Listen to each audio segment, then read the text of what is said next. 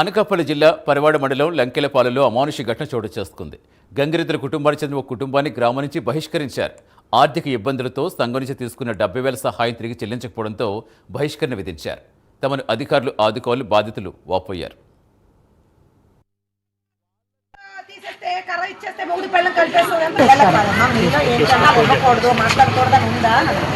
అది చెప్పండి సార్. ఇప్పుడు ఎవరో ప్రాణాలు లేకుండా వాళ్ళని మాట్లాడనివ్వట్లేదని చెప్తున్నారు. చుట్టుపక్కల కులం ఉండొచ్చు, అది ఎవరో మాట్లాడలేదు. ఈ కులం మమ్మల్ని కులం నుంచి వెళ్ళేశారు, మమ్మల్ని ఎవరు మాట్లాడలేదని చెప్తారు. మరి ఇది ఎలా ఉన్న కులం కాదు మీరు తింటాం. ఏంటంటే మీరు అందరికీ తినేమంటారు. మీరు వచ్చి ఆర్డర్ తెచ్చిచ్చినందుకు తప్పు అంటారు సార్. ఇంకా ఈ కట్టడాలను ఎత్తున్నాం కాదన్నారు.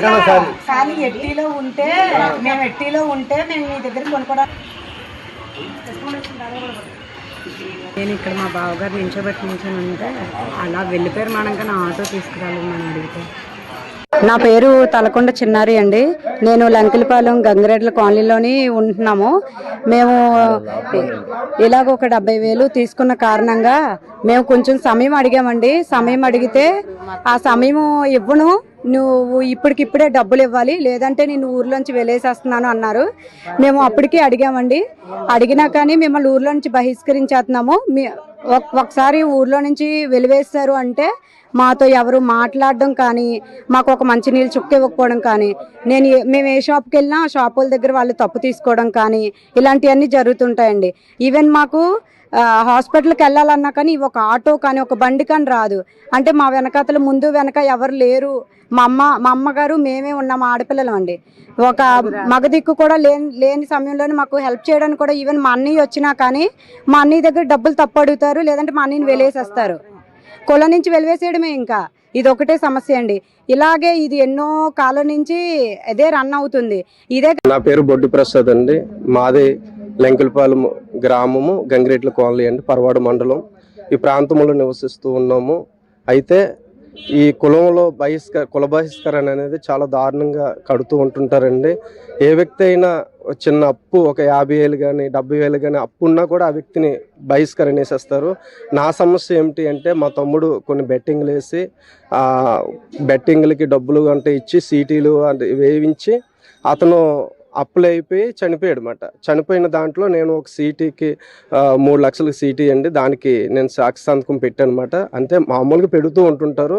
దానికి పెట్టేటప్పటికి వీళ్ళేమో ఈ డబ్బంతా చనిపోయినోడు తాలూకు డబ్బు నువ్వే ఇవ్వాలి అని అన్నారండి. అడిగినప్పుడు వాళ్ళ భార్య కూడా ఉంది. వాళ్ళ భార్య కూడా వచ్చిందండి. వచ్చి మొత్తం కూడా కేసు పెట్టి ఆవిడ చేత దయ్యాలు అని యాక్టింగ్ చేయించేసి ఇలా కేసు పెడితే కోర్టులో అది లాయర్ గారు క్లియర్ చేస్తారు. అది ఆవిడ జోలికి వెళ్ళొద్దు అని క్లియర్ చేస్తారు. ఇవన్నీ మీడియా ముందు కూడా పెట్టడం దృష్టితో ఏంటంటే ప్రభుత్వాన్ని చేతులు జోడించి అడుగుతున్నాం, దయచేసి ఈ కులం నుంచి ఇలాగా వివక్షణ చేయడం అనేది ఇక్కడి నుంచి ఆపండి.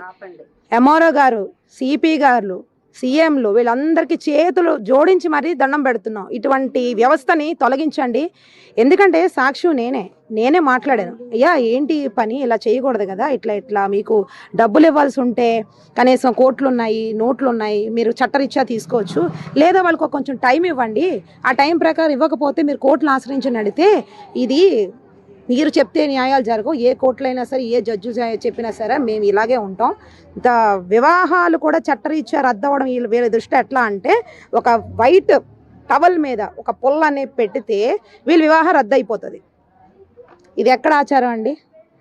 పెళ్ళిళ్ళు చేసుకున్న తర్వాత ఇష్టం లేదన్నా సరే వాళ్ళ దృష్టిలో ఒక పుల్ల ఇచ్చేస్తే వాళ్ళకి రద్దు చేసేస్తారు. ఇది ఎంతవరకు కరెక్ట్?